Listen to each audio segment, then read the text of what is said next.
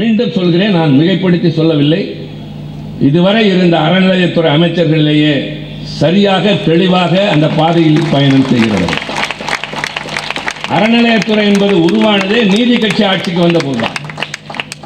1920 கிடைத்த வாய்ப்பை பயன்படுத்தி 17 ஆண்டுகளுக்குள்ளாக அந்த நீதி கட்சி செய்த சாதனைகள் தான் தமிழ்நாட்டினுடைய முதல் முற்போக்கு திட்டங்களுக்கான முன்னோடி. பல்வேறு அற்புதமான இந்த நடைமுறைகளை கொண்டு வந்தது நீதி கட்சி. அதுதான் நம்முடைய பாட்டன் கட்சி. அது இன்றைக்கு தொடர்ந்து வருகிற போது அதனுடைய தன்மைகளுக்கேற்ப இன்றைக்கு இந்த அமைச்சரவை செயல்படுகிறது. நாளை மறுநாள் திருச்செந்தூரில் நடைபெறுகிற குடமுழுக்கு அவர் சொன்னதை போல் உலகம் முழுவதும் எதிரொலித்துக் கொண்டிருக்கிறது. முருகன் தமிழ் கடவுள். அங்கே வேறு சிலர் நடத்தியதை போல ஒரு சார்பானது அல்ல. உண்மையிலேயே முருகனுக்கான குடமுழுக்கு. உண்மையிலேயே முருக பக்தர்களை வரவேற்கிற இடம். அங்கே அரசியல் கிடையாது, கட்சி அரசியல் கிடையாது. எல்லோருக்கும் தேவையானதை சரியாக செய்து தருகிற ஒரு ஆட்சி எங்கள் தலைவன் தளபதி மு.க. ஸ்டாலின் ஆட்சி. அதை செய்கிற படை தளபதி சேகர்பாபு. நான் அவர்கள் நடத்திய மாநாட்டிற்கு பின்னால் வருகிறேன். அதற்கு முன்னால் நான் ஒன்றை சொல்லி ஆக வேண்டும். கடந்த ஒரு வார காலமாக நான் நிகழ்ச்சியின் உச்சத்தில் நிற்கிறேன். என்ன என்று கேட்பீர்களானால், நம்முடைய முதலமைச்சர், நான் அவரோடு சற்றேறக்குரிய 45 ஆண்டு காலம் சேர்ந்து பயணம் செய்கின்றவன்.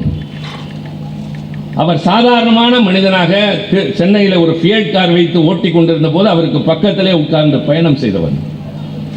இளைஞரணியில் இங்கு இருக்கிற சுருதியினுடைய தந்தையும் இன்னும் 2-3 பேர் பொய்யாமொழி உட்பட நான் இவரெல்லாம் தமிழ்நாடு முழுவதும் பயணம் செய்யும் போது ஒற்றை காரோடு சுற்றி வந்திருக்கிறோம். பொதுக்கூட்டம் முடித்துவிட்டு இரவு 12 மணிக்கு கார் ஓட்ட ஆரம்பித்து மறுநாள் காலை வரை தூங்காமலே கார் ஓட்டி வருகிற ஒரு டிரைவரை போல இருந்தவர் தான் இன்றைய முதலமைச்சர். நான் பார்த்திருக்கிறேன் எல்லா நிலைகளிலும். ஆனால் இப்போது அவரிடம் பார்க்கிற இந்த பக்குவமும் நிதானமும் என்னை பரவசப்படுத்துகிறது. 1967 திராவிட முன்னேற்ற கழகம் வெற்றி பெறுகிறது, அதிகமான இடங்களை பெற்றுவிட்டது, ஆட்சி அமைக்கப் போகிறது என்ற செய்தி எல்லோரும் ஓடி நின்ற அண்ணாவிடம். அப்போது செய்தி என்பது வானொலியின் மூலமாக மட்டுமே தான் கிடைக்கும். அண்ணாவினுடைய வீட்டுக்கு விரைந்து ஓடுகிறார்கள். மகிழ்ச்சியாக அங்கே பல பேர் கூடியிருக்கிறார்கள். அண்ணா வெற்றி பெற்று விட்டோம், நாம் ஆட்சி அமைக்கப் போகிறோம் என்கிற போது அந்த உற்சாகமும் துள்ளலும் அண்ணாவிடம் இல்லை. அண்ணா கவலைப்பட வேண்டிய நேரம் அல்லவே இது. எவ்வளவு பெரிய சாதனை, எவ்வளவு பெரிய கட்சியை வீழ்த்தி இருக்கிறோம். ஒரு பெரிய ஆதிக்கம் நிறைந்த கட்சியை எளியவர்களாக சேர்ந்து எளியவர்கள் மூலமாக சாதாரண தலைவர்கள் வென்றெடுத்த வரலாறு இது என்று சொன்னபோது அண்ணா சொன்னார், தம்பி எனக்கு இதில் வெற்றியை விட ரொம்ப பொறுப்பு, அந்த அச்சம் இருக்கிறது. இன்னும் நாம் ஆட்சி நடத்துவதற்கு தயாராவதற்கு முன்னால் மக்கள் இதை கொடுத்து விட்டார்களோ என்று நான் யோசிக்கிறேன். யார் சொன்னது? உலகத்தில் எந்த காலத்தில் மிஞ்ச முடியாத அளவிற்கு ஒரு அறிஞர் உண்டு என்று சொன்னால் அது அண்ணா மட்டும். அவரை போல் அனுபவசாலி இல்லை. கடுமையாக இந்தியை எதிர்த்த மூதறிஞர் ராஜாஜி, கடுமையாக திராவிட முன்னேற்ற கழகத்தை விமர்சித்த ராஜாஜி, திமுகவை கொண்டு போய் சிறையில் அடக்கி நசுத்தி நான் இதை விஷம் என்றெல்லாம் வர்ணித்த அந்த ராஜாஜி ஒரு கட்டத்தில் சொன்னார், 65 இந்திய எதிர்ப்பு போராட்டத்தின் போது அண்ணாதுரை எதை எழுதி நீட்டுகிறாரோ அதில் படிக்காமல் நான் கையெழுத்திடுவேன் என்று சொல்லுகிற நிலைக்கு வந்தோம். அந்த அண்ணா சொன்னார், தம்பி நாம் பக்குவப்படுவதற்குள்ளாக இவ்வளவு பெரிய பொறுப்பை கொடுத்து விட்டார்களே, எப்படி சமாளிக்க போகிறோம் என்றுதான் நான் யோசிக்கிறேன், எனக்கு உற்சாகமே இல்லை என்றார். அப்போது இன்னொரு செய்தி வருகிறது, அண்ணா விருதுநகரில் காமராஜரை தோற்கடித்து விட்டோம், நம்முடைய வேட்பாளர் மாணவன் சீனிவாசன் ஜெயித்து விட்டார். அப்பொழுது அண்ணா குதூகலம் அடையவில்லை. என்னன்னா காமராஜரையே தோற்கடித்து விட்டோம் என்றார்கள். அப்படி என்னாதீர்கள், இது காமராஜரையே தோற்கடிக்கிற நாடு, எச்சரிக்கையோடு இருங்கள். அவரை எதிர்த்து நான் யாரையும் நிறுத்தக்கூடாது என்பதற்காக ஒரு மாணவனை நிறுத்தினேன், அவன் வெற்றி பெற்று விட்டான். ஆனால் எனது மனதிற்குள்ளாக கலக்கம், காமராஜரை போல ஒரு அனுபவசாலி எதிர்வரிசையில் உட்கார்ந்து நமக்கு வழிநடத்த வேண்டும் என்றுதான் நான் எதிர்பார்க்கிறேன். இந்த பக்குவம் எல்லாம் தலைவர்களுக்கு வராது. அண்ணாவுக்கு இருந்தது. அதனால்தான் ஓராண்டு காலத்தில் அதிசயமிக்க சட்டங்களை எல்லாம் நிறைவேற்றிவிட்டு கடைசியில் மறைவதற்கு முன்னால் சொன்னார், என் ஆட்சி நடப்பது மத்தியில் இருப்பவர்களுக்கு பிடிக்கவில்லை, கலைப்பேன் என்று மிரட்டுகிறார்கள், முடியுமா என்று நான் சவால் விட மாட்டேன், முடியும் அவர்களால். பலம் இருக்கிறது, அதிகாரம் இருக்கிறது. ஆனால் பலத்தை கொண்டு என் ஆட்சியை கலைத்தாலும், வேறு எவரை கொண்டு வந்து உட்கார வைத்தாலும், நான் நிறைவேற்றிய 3 சட்டங்களில் கை வைக்கிற துணிச்சல் யாருக்கும் வராது. அதனால் வரை அண்ணாதுரை தான் தமிழ்நாட்டின் முதலமைச்சர் என்றார். அவரிடத்திற்கு கலைஞர் வருகிறார். கலைஞர் வந்தபோது எல்லோரும் என்ன சொன்னார்கள்? ஆகா, தமிழ்நாடே போயிட்டு என்றார். இவர் மோசமானவர், முரடன். இந்திய எதிர்ப்பு போராட்டத்தில் இவரிடம் யார் யாரெல்லாம் கடுமையாக நடந்து கொண்டார்களோ எல்லோரையும் தொலைத்து விடுவார் என்றார்கள். ஆனால் அண்ணாவுக்கு மிஞ்சிய ஒரு பக்குவம் நிறைந்த தலைவராக கலைஞர் நடந்து கொண்டார். வெற்றி பெற்று முதல்வரானவுடன் அவர் சென்று சந்தித்தது மூதறிஞர் ராஜாஜி, பெருந்தலைவர் காமராஜரை. நம்முடைய திராவிட முன்னேற்ற கழகத்தை பாஷாணத்தில் புழுத்த புழு என்றெல்லாம் பேசிய பக்தவச்சலத்தை போய் சந்தித்தார். இவர்களெல்லாம் நம்மை எப்படியெல்லாம் ஏசினார்கள் என்பது தெரியும். பைத்தியக்காரன் என்றார்கள், இவர்கள் ரவுடிகளை வைத்து கட்சி நடத்துகிறார்கள் என்றார்கள். விலைவாசி போராட்டம், அண்ணா வேலூர் சிறையிலிருந்து விடுதலை ஆகிறார். விடுதலையாகி வந்து சென்னை சீரணி கடற்கரையில் பொதுக்கூட்டம். அதில் பேசுகிற போது அண்ணா சொல்கிறார், ஒன்றுமே சொல்லவில்லை. கூட்டம் ஆரம்பித்தவுடன், பேச்சும் ஆரம்பிப்பதற்கு முன்பாக எதிரே கடல் அலைகளைப் போல திரண்டு உட்கார்ந்திருந்த கழகத்தோழர்களை பார்த்து சொன்னார், வந்திருப்பவர்கள் என் தம்பிமார்கள், நான் சொல்வதை அப்படியே கேட்பீர்கள், எழுந்து நில்லுங்கள் என்றார்.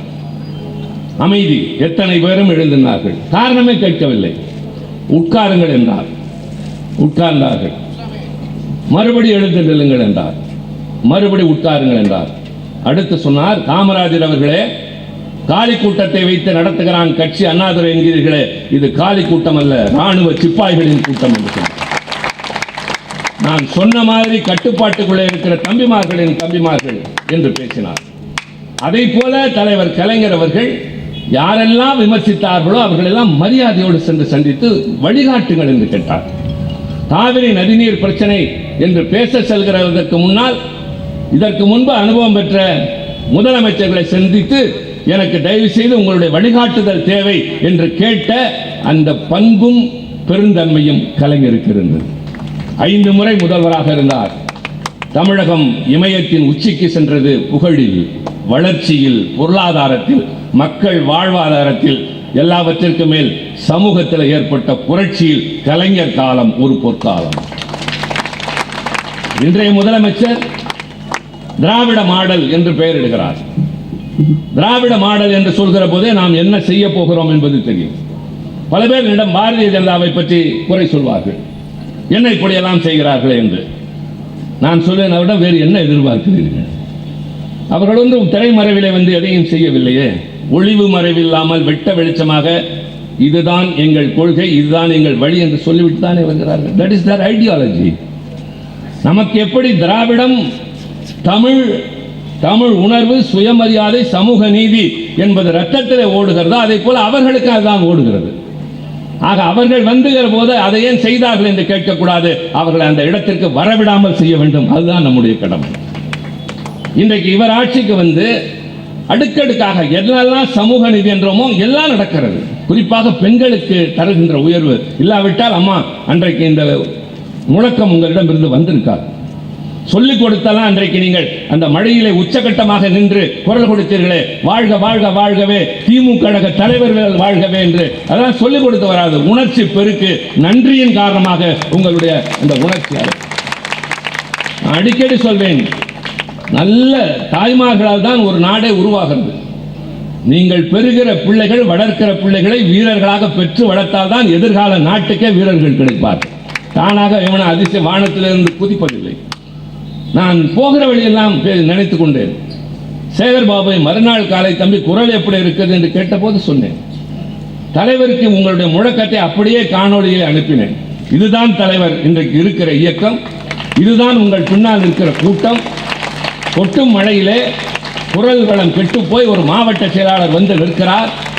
எதிரே இருக்கிற தாய்மார்கள் மழையிலே கலைந்து செல்லாமல் தலைவன் வாழ்க என்கிறார்களே, இப்படை தோற்கின் எப்படை வெல்லும் என்று நான் எழுதினேன். அது அவருக்கான செய்தி மட்டுமல்ல, நானும் பெற்ற உணர்ச்சி.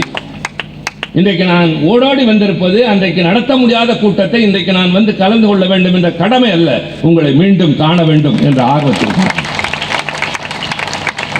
இறங்கியவுடன் அந்த தோழர்கள் எழுப்பிய அந்த குரல். இன்று காலை ஒரு கல்லூரி பெரியார் கல்லூரி, பெரியார் சிலை, நான் மாலை அணிவிக்கிறேன், ஒருவர் கூட முழக்கம் எழுப்பவில்லை. அங்கே பேச போகிற நானே குரல் எழுப்புகிறேன், பகுத்தறிவு பகலவன் பெரியார் வாழ்க, சுயமரியாதை சுடர் பெரியார் வாழ்க. அதற்கு கூட அங்கே இருக்கிற மாணவர்களுடைய குரல் குறைவாக இருக்கிறது. ஆனால் இங்கே இறங்கியதிலிருந்து இந்த மேடை ஏறுகிற வரை எனக்கு சிலிர்ப்பு ஏற்பட்டது. இப்படித்தான் தம்பி அந்த நாட்களில் நாங்கள் இருந்திருக்கிறோம். அதிகாலையிலே வந்து கலைஞர் இறங்கினால் திரும்பி பார்ப்பார், அவருக்கு தெரியும் இது சிவாவின் முழக்கம் என்று. புதிதாக வார்த்தைகள், உணர்ச்சி அலை, உடனிருப்பவர்கள் எல்லாம் உற்சாகமாக. அப்படி நாங்கள் வளர்ந்திருக்கிறோம். இன்றைக்கு உங்களை நான் பார்க்கிறேன் சென்னை கிழக்கு மாவட்டத்தில். நன்றி உங்களுக்கு. இந்த பக்கம் இளைஞர்கள், இந்த பக்கம் தாய்மார்கள், அந்த பக்கம் தொண்டர்கள், சுற்றிலும் பொதுமக்கள். இப்படித்தான் இங்கே கட்சி இருக்கிறது என்ற மகத்தான ஒரு சூழ்நிலை. இப்போது நான் ஏன் இவ்வளவு சொல்கிறேன் என்றால், அண்ணா அப்படி ஒரு முதல்வராக இருந்தார். கலைஞர் எல்லோரும் பார்த்து வியக்கிற ஒரு முதல்வரானார். யாரும் சிந்திக்காத கோணத்தில் செயல்பட்டார். அவருடைய பார்வை தொலைநோக்கு பார்வை ஒன்று. இன்னொன்று, என்ன நினைக்கிறார் என்று யாராலும் கணிக்க முடியாது. ஆனால் அதிசயம் ஒன்று நடக்கும். பல நேரங்களில் அதற்கு பல உதாரணங்கள் உண்டு.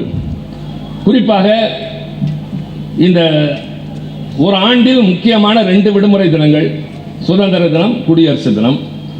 சுதந்திர தினம் என்பது நாம் வெள்ளையனிடமிருந்து விடுதலையான நாள்.